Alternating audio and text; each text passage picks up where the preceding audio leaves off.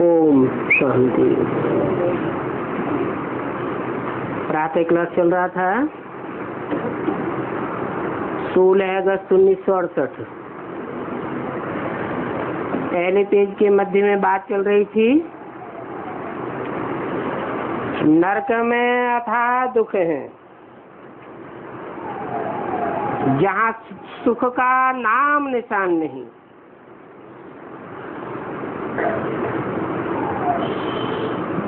ऐसे युक्ति करके बताना चाहिए। शिव भगवान वाच, बच्चों इस समय तुम्हारी जो आत्मा है वो सब पतित है। अभी पतित आत्मा पावन कैसे हो?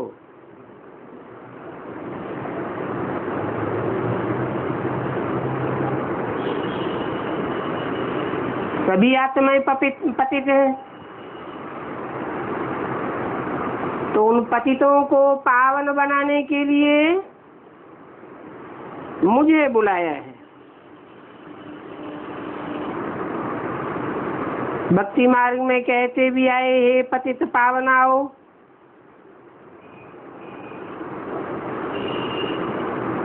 जरूर सतयुग में पावन ही होते हैं। वो है ही पवित्र पुण्य आत्माओं की दुनिया, और ये है पाप आत्माओं की दुनिया।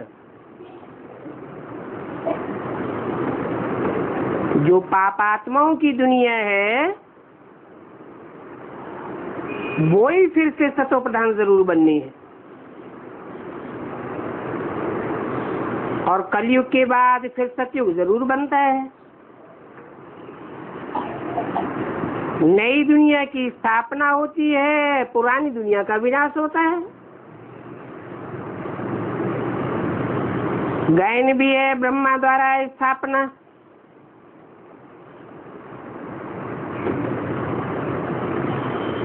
काहे की स्थापना? ब्रह्मा द्वारा पहले तो ब्राह्मण धर्म की स्थापना। हम ब्रह्मा कुमार कुमारी एडॉप्टेड चिल्ड्रन हैं, और हम ब्राह्मण चोटी हैं।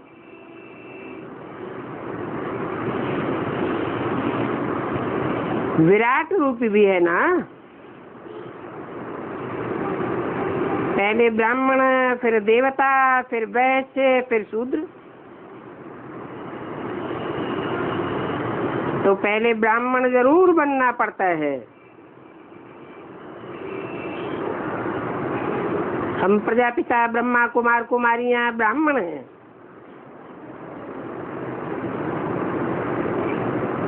और ये ब्रह्मा भी ब्राह्मण है।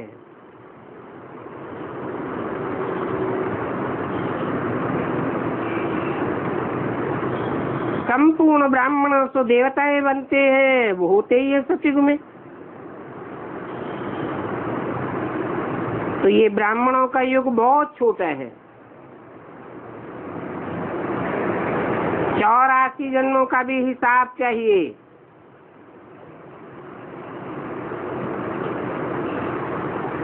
उसमें सुख का भी हिसाब चाहिए, तो दुख का भी हिसाब चाहिए। सतयुग में तो सदा सुखी ही सुख है। ऐसा वहां कोई होता नहीं होगा जो दुख में हो। कलयुग में फिर अनेक अपरम अपार दुख है। सब दुखी है। ऐसा कोई भी नहीं होगा जिनको कोई दुख न हो।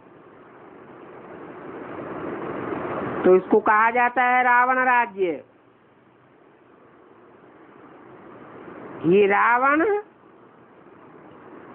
भारत का नंबर 1 दुश्मन है।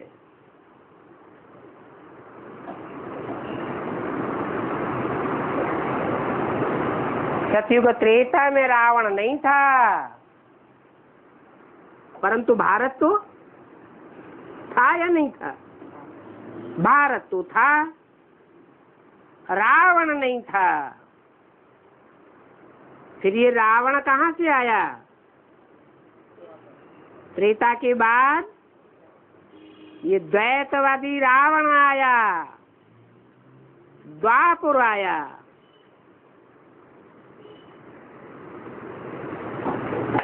यहाँ हरेक में 5 विकार आने लगे। सत्युग त्रेता में तो कोई विकार नहीं होते हैं।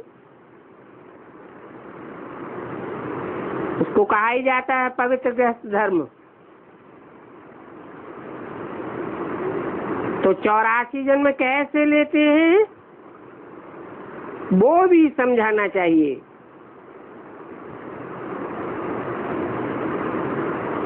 अभी तो दुखों के पहाड़ गिरे हुए हैं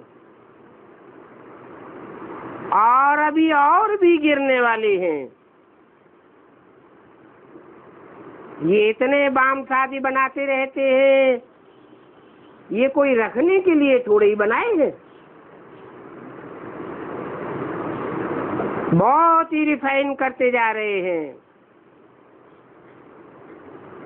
फिर रिहर्सल करके जावेंगे, बाद में फाइनल होगा।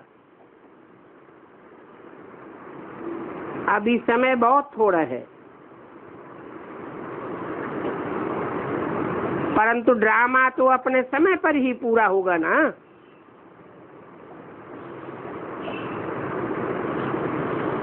पहले पहले तो शिव बाबा का ही गीत होना चाहिए, क्योंकि कुछ भी भाषण आदि शुरू करते हैं तो हमेशा पहले पहले कहते हैं शिवाय नमः। क्योंकि शिव बाबा की जो महिमा है वो महिमा तो और कोई की नहीं हो सकती।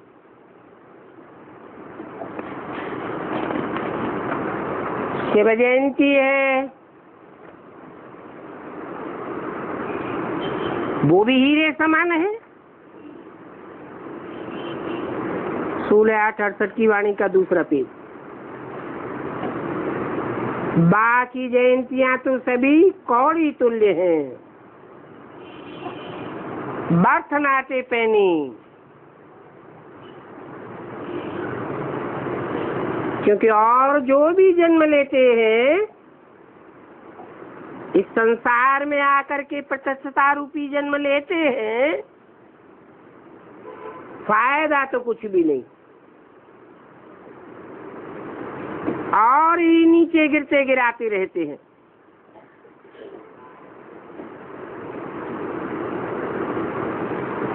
तो हीरे समान जयंती थोड़े ही उनकी कहेंगे। कृष्ण के भी कोई चरित्र आदि नहीं है।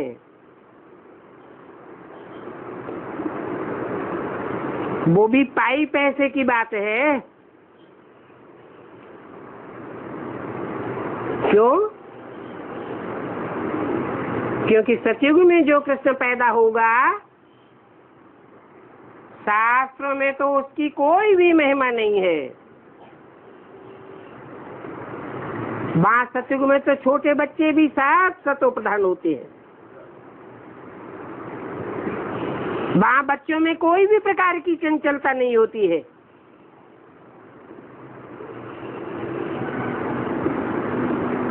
भक्ति मार्ग में कृष्ण के लिए दिखाते हैं कि मक्खन खाया,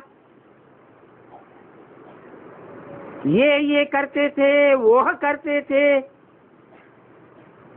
अब ये तो महिमा के बदले और ही ग्लानि कर दी है।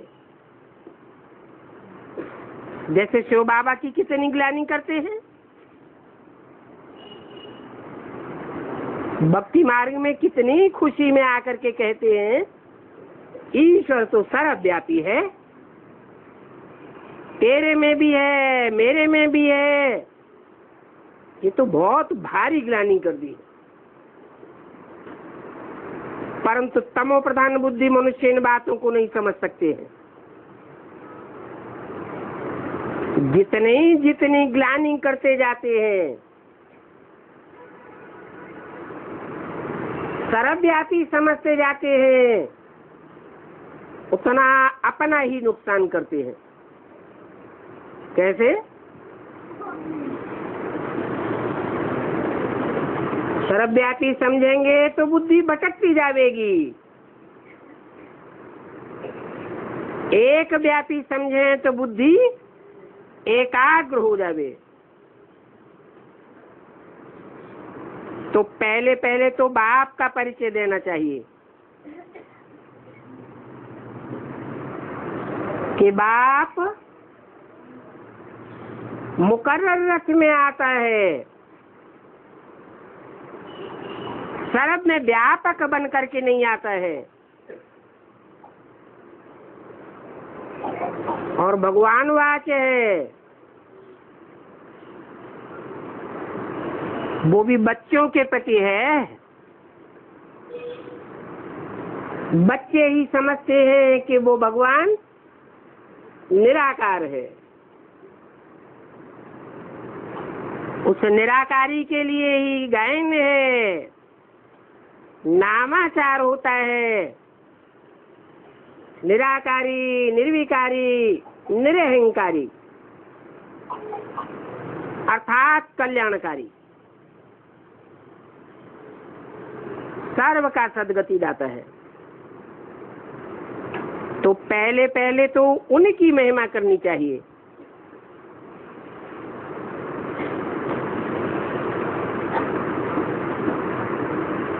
इनकी नहीं, किनकी? ब्रह्मा या कृष्ण की महिमा नहीं। वो निराकारी बाप सुख का सागर है, शांति का सागर है।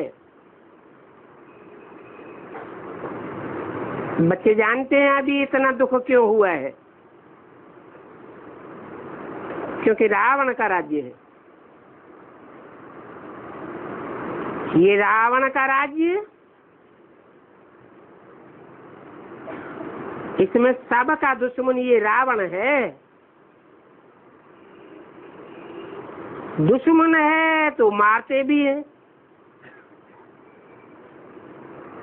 परंतु हर रावण दुश्मन मरता ही नहीं।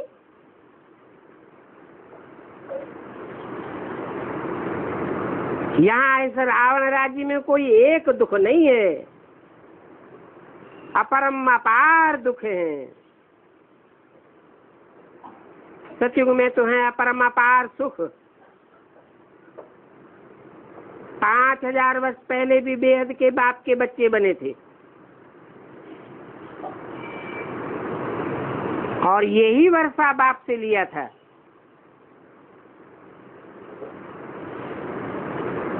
शिव बाबा आते हैं तो जरूर आकर के कुछ करते तो होंगे ना, ऐसे तो नहीं जैसे और धर्मात्माएं आए, धर्म पिताएं आए, महात्माएं आए,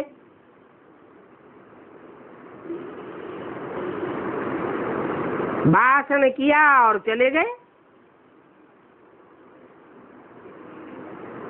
तथाकथित ब्राह्मण भी क्या समझते हैं?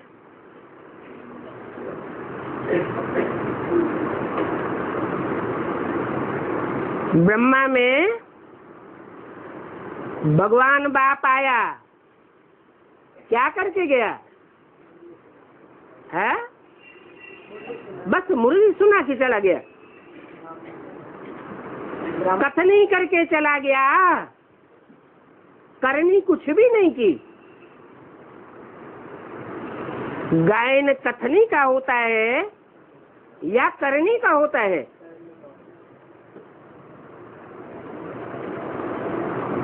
जरूर कोई एक्टिविटी करते हैं,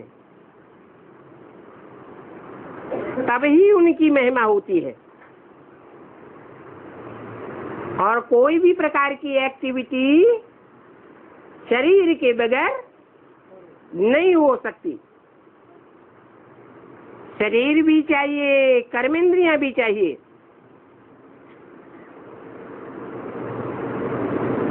शिव बाबा के लिए ही कहते हैं शिवरात्रि। उन्होंने भक्ति मार्ग में फिर शिवरात्रि में कृष्ण रात्रि मिक्स कर दी है। कृष्ण की भी रात्रि मनाते हैं, क्योंकि कृष्ण को भगवान समझते हैं ना।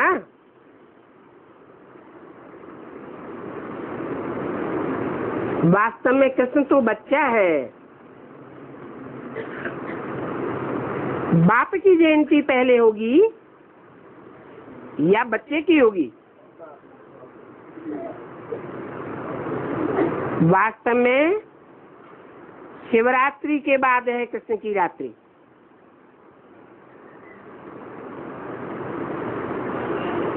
तो अभी शिव की रात्रि और कृष्ण की रात्रि को भी समझाना चाहिए।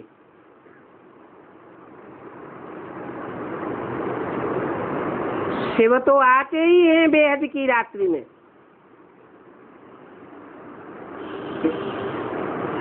कब होती है? 36 में होती है, 76 में होती है,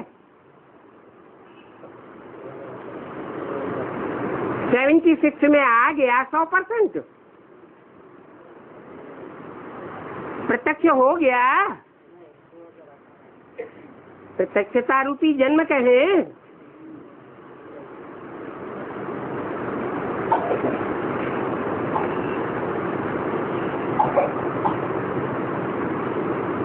कृष्ण का जन्म तो अमृत वेले है,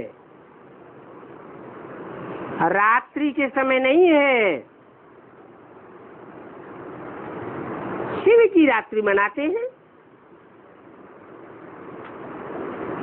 परंतु उनकी कोई भी तिथि तारीख नहीं है। बच्चे जी समझते हैं, कब आते हैं कब चले जाते हैं कुछ पता ही नहीं लगता।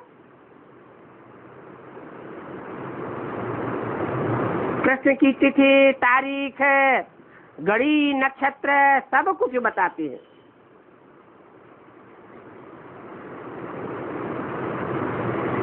अमृत वेला सबसे शुभ मुहूर्त माना जाता है।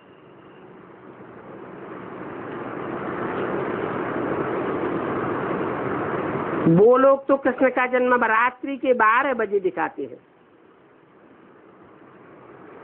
परंतु वो कोई प्रभात नहीं होता है।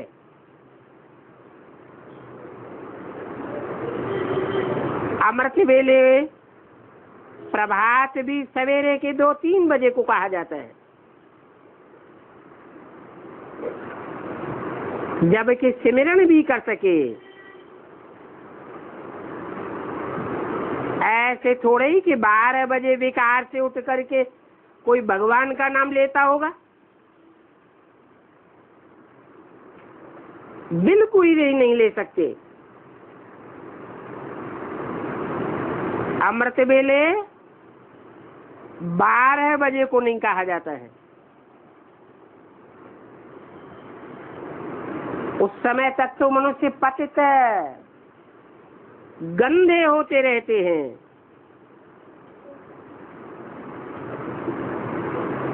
सारा वायुमंडल ही खराब करके सोते हैं और 12:30 बजे भी कोई थोड़े ही उठते हैं।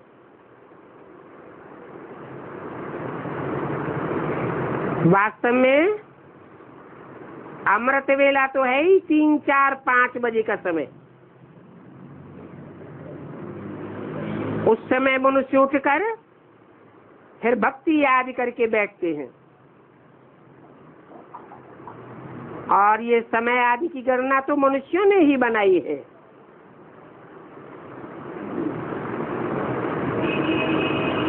परंतु वो समय कोई ठीक नहीं है। तो ब्राह्मणों की संगम की दुनिया में वास्तव में अमृत वेला कौन सा है?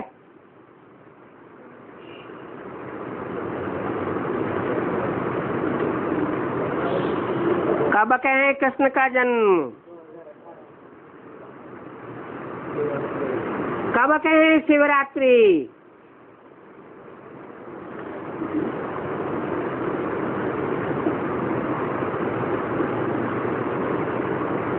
रात्रि के 12 बजे तो मनुष्य थक कर सो जाते हैं। तुम कृष्ण का समय फिर भी निकाल सकते हो, शिव का समय कुछ भी नहीं निकाल सकते।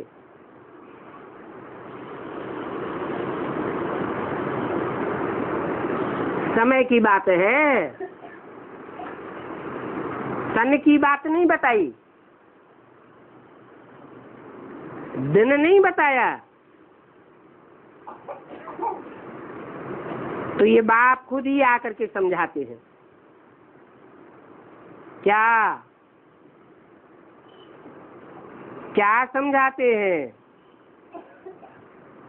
हैं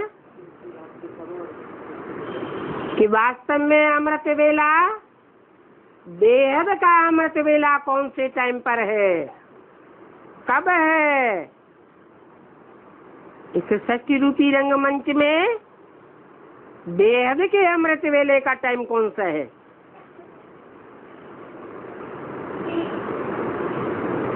बाप को खुद ही आकर के बताना पड़ता है।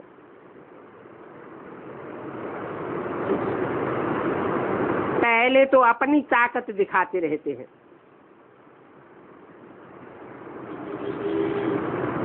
तो पहले पहले महिमा बतानी है शिव बाबा की।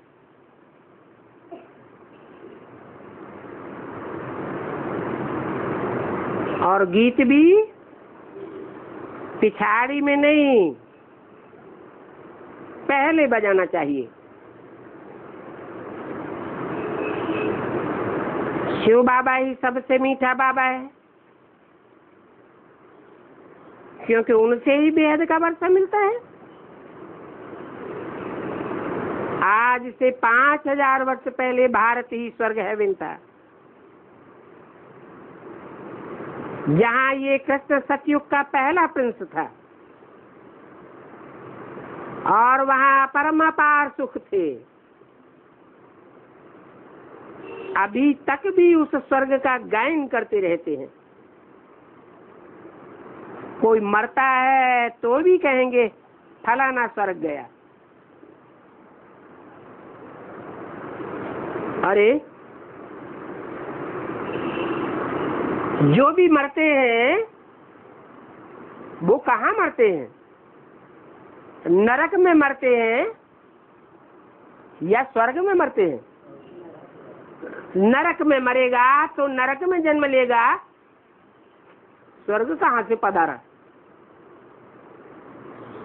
स्वर्ग में मरेगा तो स्वर्ग पधारेगा। सब नरक में ही तो मरते हैं, फिर क्यों कहते हैं स्वर्ग पधारा? संगम युग की यादगार है। यहाँ जब बेहद का मरना होता है, देह अभिमान से मरते हैं, तभी स्वस्थिति में जाते हैं और स्वर्ग का अनुभव करते हैं।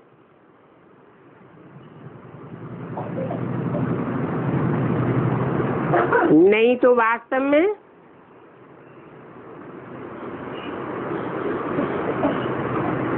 स्वर्ग में मरेंगे तो स्वर्ग में जन्म लेंगे।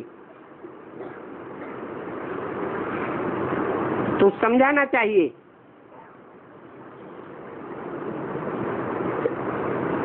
कि हमको तो 32 वर्षों का अनुभव है।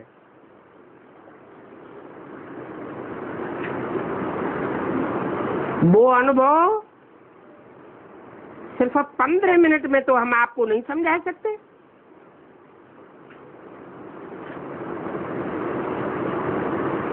सारी बात समझाने के लिए तो समय चाहिए। फिर भी पहले पहले तो हम आपको सेकंड की बात बताते हैं, और वो सेकंड की बात है बेहद का बाप दुख हरता और सुख करता है।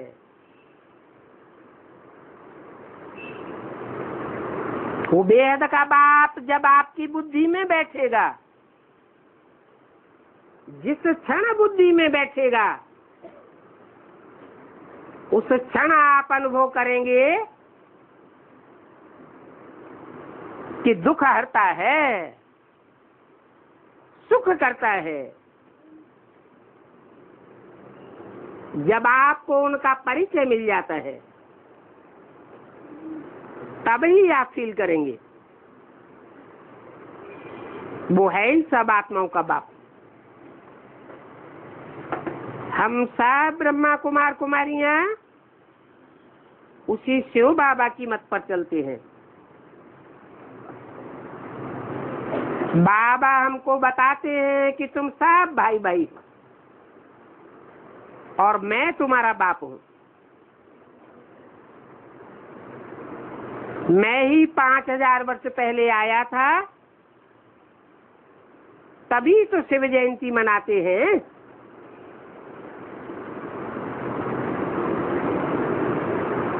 स्वर्ग में तो कोई कुछ भी नहीं मनाता, वहां कोई उत्सव आदि नहीं होता, कोई जश्न नहीं मनाते हैं। क्यों? क्योंकि वहां तो रोज ही सुख है, उत्सव ही उत्सव है, सारा जीवन ही उत्सव है। इस रावण राज्य में दुख ही दुख है। तो भक्ति में मनुष्य अल्पकाल के लिए जश्न मनाते हैं, उत्सव मनाते हैं, त्योहार मनाते हैं। वो भी संगम युग की यादगार है, जब बाप इस सृष्टि पर आया था। स्वर्ग में कुछ भी मनाना करना नहीं होता है।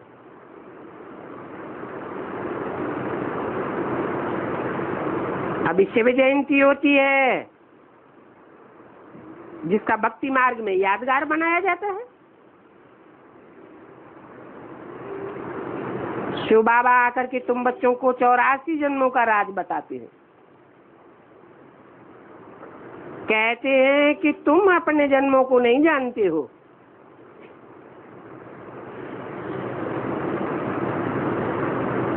न जानने के कारण कह देते हो 84 लाख योनियों में जाती है आत्मा। वास्तव में सिर्फ 84 का चक्कर है, और वो 84 के चक्र की बात मैं ही आकर के बताता हूँ।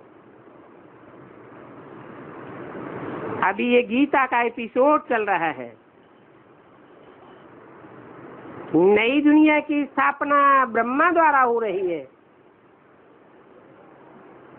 और पुरानी दुनिया का विनाश शंकर के द्वारा।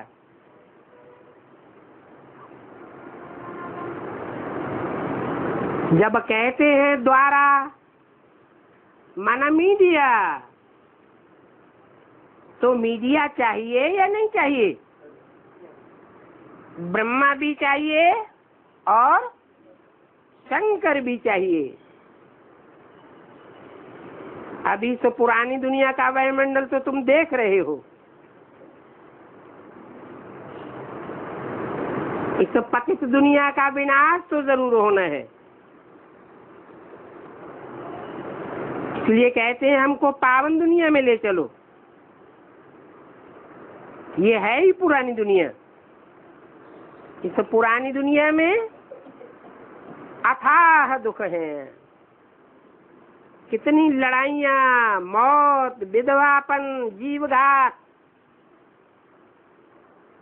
आदि आदि होता ही रहता है।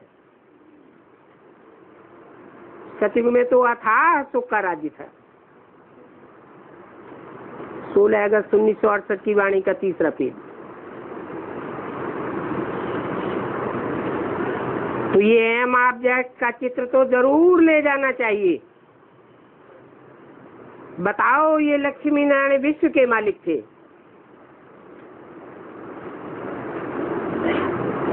हम 5000 वर्ष पहले की बात सुनाते हैं।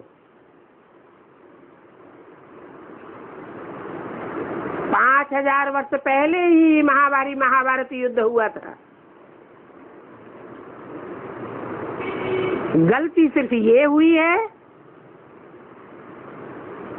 कि वहां भगवान का नाम कृष्ण डाल दिया है। वास्तव में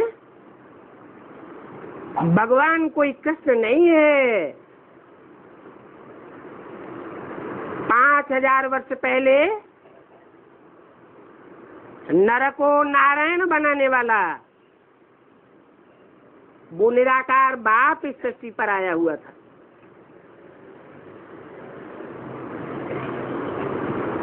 अब शिव बाबा ने हमको अपना और अपनी रचना के आदि मध्य अंत का परिचय दिया है, तो हम जानते हैं कि इन लक्ष्मी नारायण ने कैसे जन्म पाया। इनको जन्म देने वाले कोई साकारी माँ बाप नहीं थे। ये नारायण नर से नारायण बने।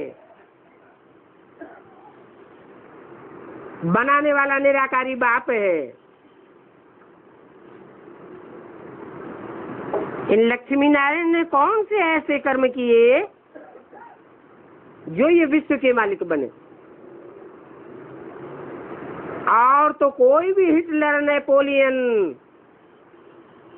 अलेक्जेंडर सारे विश्व का मालिक नहीं बन सका। नाक रगड़ रगड़ के रह गए, फिर भी नहीं बन सके। ऐसे कर्म इन लक्ष्मी नारायण को किसने सिखाए? जरूर कहेंगे आज से 5000 वर्ष पहले जब बाप आया था, महाभारत युद्ध कराया था और युद्ध से पहले गीता ज्ञान सुनाया था। कर्म अकर्म विकर्म की गति समझाई थी। ऐसे श्रेष्ठ कर्म करना बाप ने सिखाया था। और तो कोई दुनिया में धर्म पिता या महात्मा धर्मात्मा ऐसे कर्म सिखा ही नहीं सका जो विश्व का मालिक बना सके। बाप बताते हैं कि सतयुग में कर्म अकर्म हो जाते हैं, क्योंकि वहां सब आत्मिक स्थिति में रहकर कर्म करते हैं। देवान होता ही नहीं है तो विकर्म बनते ही नहीं है।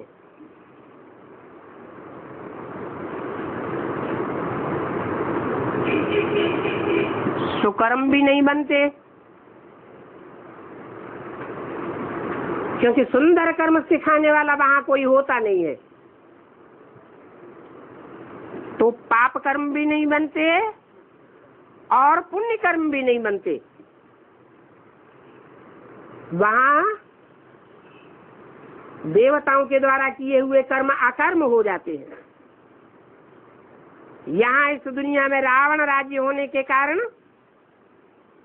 कर्म विकर्म बन जाते हैं, क्योंकि अनेक प्रकार की मतें हैं।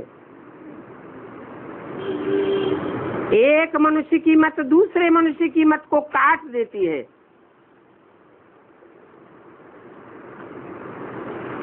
कर्मों पर कोई का पक्का विश्वास नहीं रहता। नहीं तो कहावत है विश्वासम फलदायकम।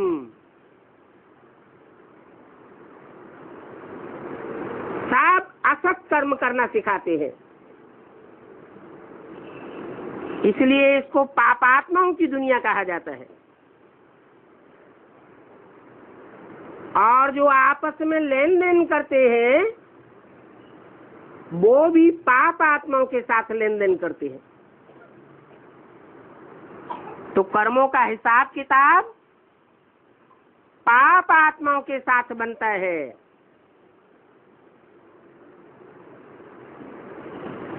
और संगम युग में तो बाप आते हैं। बाप के ऊपर पाप और पुण्य का कोई लेप छेप नहीं चल सकता, क्योंकि वो तो सदैव ही निराकारी स्टेज में रहने वाला है, सदैव ही निर्लिप्त है,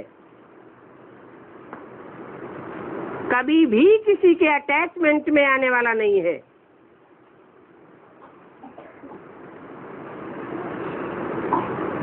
यहाँ तो देखो कैसी पाप आत्माओं की दुनिया है। पेट में ही बच्चा होता है तो सफाई कराए देते हैं। कितनी क्रिमिनलाई रहती है। ये है ही क्रिमिनलाइज्ड की दुनिया। सत्य को कहा जाता है सिविलाइज्ड। यहाँ तो आंखें बहुत पाप करती है और वहां तो कोई भी प्रकार का कोई भी कर्मेंद्रिय से पाप नहीं होता। सतयुग से लेकर के कलयुग अंत तक हिस्ट्री ज्योग्राफी कैसे फिरती है, ये तो सबको जानना चाहिए। इस दुनिया के कोई भी विद्वान पंडित आदि नहीं जानते हैं। ये दुखधाम, ये सुखधाम क्यों कहा जाता है, कोई भी नहीं जानते। वास्तव में सारा मदार है पतित और पावन होने पर।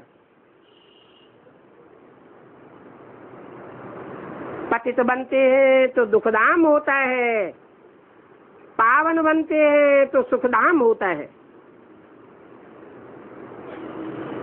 इसलिए बाप कहते हैं ये काम महाशत्रु है। इस काम को जीतने से तुम जगत जीत बन जाएंगे। आधा कल्प पवित्र देवी देवताओं की दुनिया थी। वहां दैवी गुणों वाले मनुष्य थे।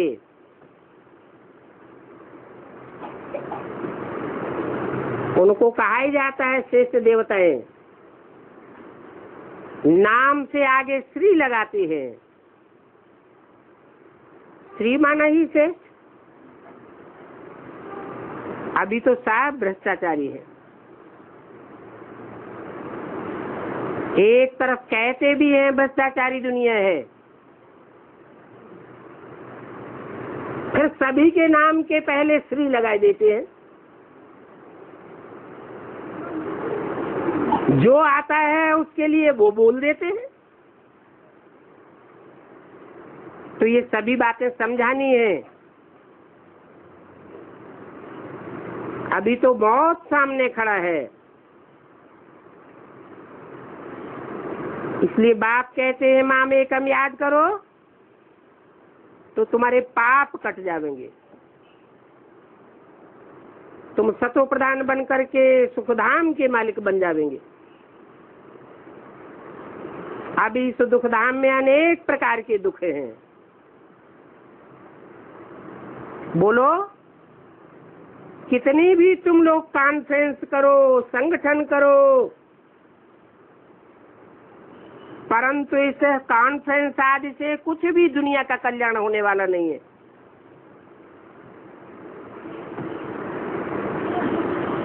ये बात तुम दुनिया वालों को भी बता सकते हो और ब्राह्मणों की दुनिया में भी इसकी शूटिंग करते हैं। उन शूटिंग करने वालों को भी बता सकते हो। ये सब करते करते सीढ़ी नीचे उतरते जाते हैं। तुमको समझाना है कि बाप तो अपना कार्य अपने बच्चों के द्वारा ही करते हैं। वो करणहार भी है और करावनहार भी है। तुमने पुकारा ही है, हे पतित पावन आओ। तो ऐसे थोड़े ही कि ज्ञान सुना करके चले जाएंगे। नहीं, आते हैं तो पतित दुनिया को पावन बना करके जाते हैं।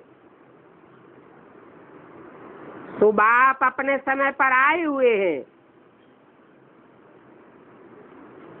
गायन भी है यदा यदा हि धर्मस्य, जब जब धर्म की ग्लानि होती है तब तब मैं आता हूँ। कोई एक धर्म की बात नहीं है, सभी धर्मों की ग्लानि हो जाती है।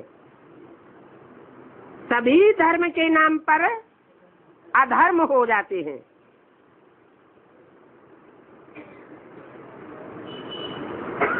कोई रास्ता किसी को नहीं दिखाई पड़ता।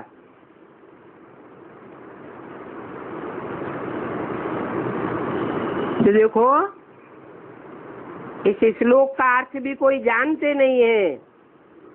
यदा यदा हि धर्मस्य, बुलाते रहते हैं पतित पावन आओ, तो जरूर बुलाने वाले पतित हैं। बाप कहते हैं रावण ने तुमको पतित बनाया है।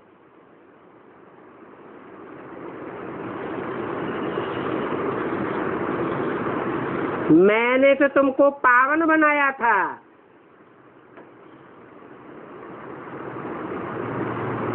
पावन बनाने की बात कौन से युगों की बात है?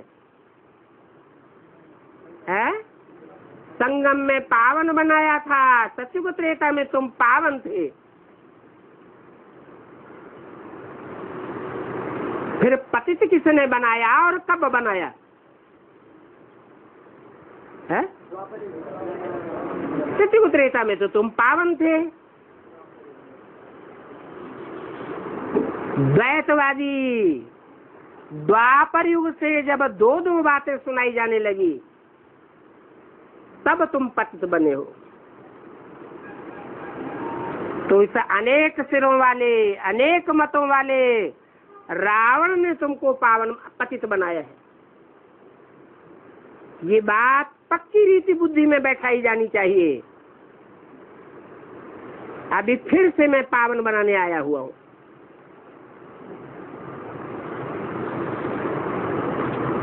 तो ये बात बुद्धि में बैठाओ। कौन सी पहली पहली बात? कि एक के द्वारा पावन बनते हैं और अनेकों के द्वारा पतित बनते हैं। एक व्यापी समझने से पावन बनते हैं और अनेक व्यापी समझने से, सर्वव्यापी समझने से पतित बनते हैं। मुझे बुलाते हैं तो जरूर मैंने पावन बनाया होगा। वो पावन दुनिया थी, अभी पतित दुनिया है। 5 विकार तो सभी में है, जिसके कारण अपरम अपार दुख है। सभी तरफ अशांति ही अशांति लगी पड़ी है। तो कारण क्या हुआ?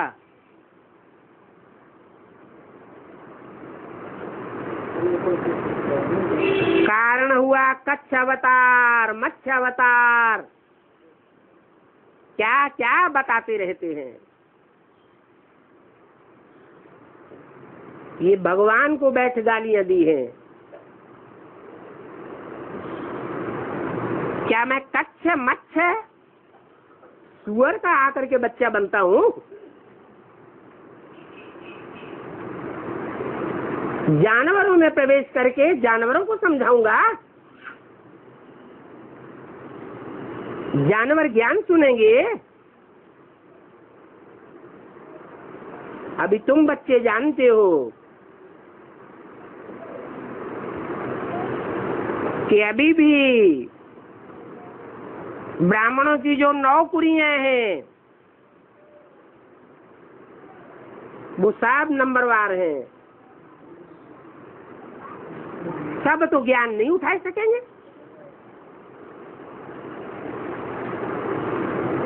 जिनकी श्रेष्ठ बुद्धि होगी वो ही ज्ञान को उठावेंगे।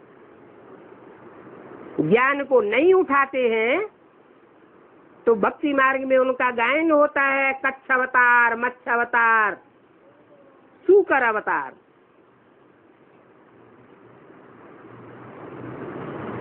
जब इससे भी पूर्ति नहीं होती है तो अंत में फिर कहने लगते हैं पत्थर ठिक्कर भित्तर में है।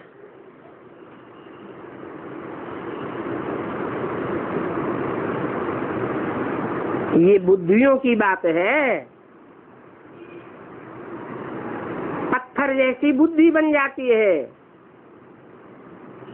कोई की ठिक्कर जैसी, मिट्टी के ढेले जैसी बुद्धि बन जाती है। माया की एक ही ठोकर लगने से बिखर जाते हैं। ऐसे ठिक्कर बुद्धियों में भी भगवान को समझ लेते हैं। बिस्तर कहा ही जाता है बीच को, दीवाल को। जो ईश्वरीय ज्ञान के मार्ग में दीवाल बन करके खड़े हो जाते हैं, न खुद ज्ञान को उठाते हैं, न ईश्वरीय ज्ञान दूसरों को उठाने देते हैं। ऐसे भुत्तर बुद्धियों में भी मेरे को व्यापक समझ लिया है। जब ऐसी तुम्हारी अवस्था देखता हूँ, किसकी? दुनिया वालों की नहीं। जब ऐसी तुम्हारी अवस्था देखता हूँ कि इतने पाप आत्मा बन जाते हो, तब मैं आता हूँ। क्या मतलब?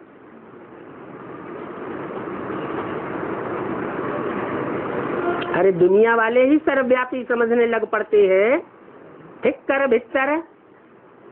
मैं भगवान को समझने लग पड़ते हैं, कच्छ मच्छ सूकर में व्यापक समझने लगते हैं।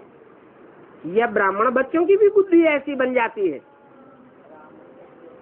शूटिंग पीरियड में ब्राह्मण बच्चों ने ही ऐसी शूटिंग की है कि एक व्यापी भगवान को अनेक व्यापी समझ लेते हैं और उनको फॉलो करने लग पड़ते हैं। सर्व का सदगति दाता बाप, सारी दुनिया की सदगति करने वाला, उसको ठिक्कर भित्तर में डाल दिया। ऐसे ऐसे अपकारियों पर भी फिर मैं उपकार करने के लिए आता हूँ। मुझे तुम निमंत्रण देते हो कि सब पतित रावण की दुनिया में आओ, पतित शरीर में आओ, तो फिर मुझे ऐसा रथ भी तो चाहिए। कैसा रथ चाहिए है? कैसा रथ चाहिए? कोई पवित्र सन्यासी का रथ चाहिए? नहीं, पतित से पतित कामी कांटे में आकर मैं उसे बड़े से बड़ा फूल बनाता हूँ। ये तो जानते हो कि सारी दुनिया भी विकार से ही पैदा होती है। जिस पतित तन में आता हूँ वो भी विकार से ही पैदा होता है। ये सारी विकारी दुनिया है और वो है निर्विकारी दुनिया। कौन सी? जो नई दुनिया बाप आकर के बनाते हैं वो है निर्विकारी। कोई इंद्रियों में कोई भी प्रकार का विकार नहीं। सारा शरीर ही 5 तत्वों का निर्विकारी बन जाता है। वाइब्रेशन ही निर्विकारी बन जाता है। दृष्टि वृत्ति सब निर्विकारी बन जाती है।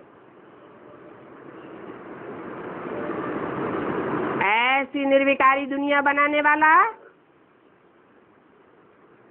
वो आत्माओं का बाप निर्विकारी बाप है, जो कभी भी जन्म मरण के चक्र में नहीं आता है।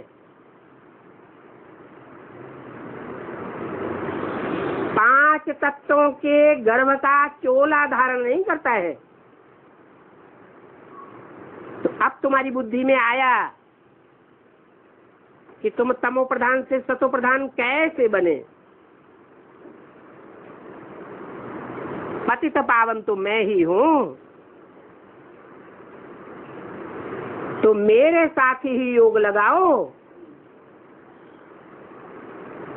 भारत का प्राचीन राजयोग यही है,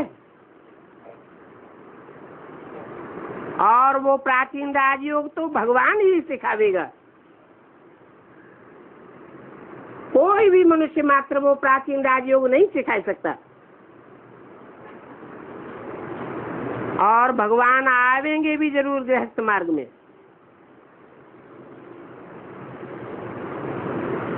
कैसे वंडरफुल रीति आते हैं। ये पिता भी है तो माता भी है, क्योंकि गौमुख चाहिए। जिस गौ के मुख से अमृत निकले तो यही माता पिता है। फिर माताओं को संभालने के लिए सरस्वती को भी हेड करके रखा हुआ है। उनको फिर कहा जाता है जगदम्बा। कहते हैं काली माता। ऐसा काला कोई शरीर होता है क्या?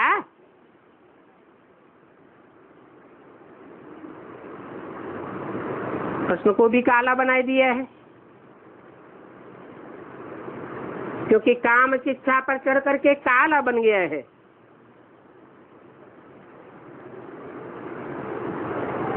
कृष्ण ही सांवरा, फिर कृष्ण ही गोरा बनता है।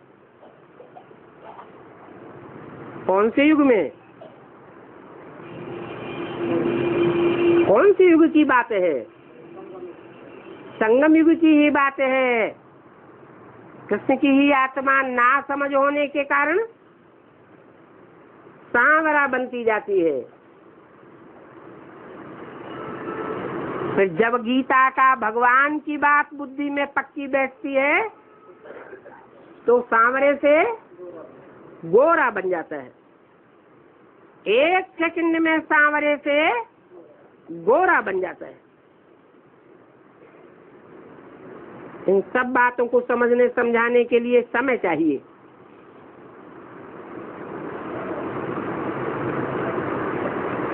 आज की दुनिया में किस चीज की वैल्यू है?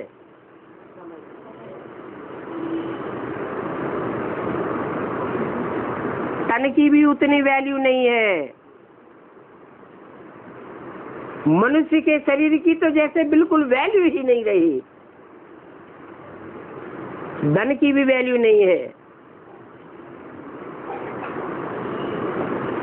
हर मनुष्य वैल्यू देता है समय को। तो कोटों में कोई निकलते हैं जो ऐसा टाइम का वैल्यूबल टाइम देते हैं। कोई की बुद्धि में यहाँ पर बैठता होगा, कोई की बुद्धि में नहीं बैठता है। भक्ति मार्ग के शास्त्रों का भूसा बुद्धि में भरा हुआ है। इसलिए बाप कहते हैं hear no evil, see no evil. ये भक्ति मार्ग का भूसा बुद्धि से निकाल देना है। मनुष्य तो काम की इच्छा पर चढ़ करके बंदर मिसल बन पड़ते हैं, क्योंकि उनमें 5 विकार प्रवेश हैं। बाप कहते हैं भक्ति मार्ग में तुमने कितना दुर्गति को पाया है। अभी मैं आकर के तुमको हीरे समान बनाता हूं। अच्छा, ओम शांति।